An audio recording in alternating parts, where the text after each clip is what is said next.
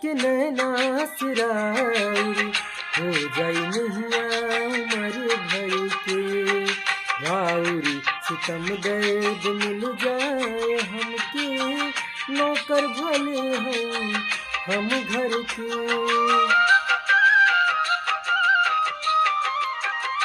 ओ हमारी निदिया के नैना सिराउरी हो जाई नैया उमर भर के राउरी सितम दर्द मिल जाए हमके नौकर भले हम घर के नौकर भले हम घर के।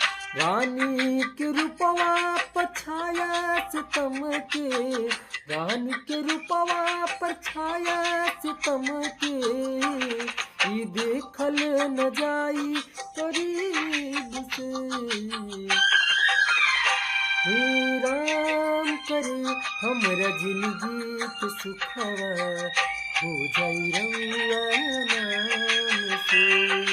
राम करे हमरा जिंदगी के सुखवा हो जाई रउआ नाम से।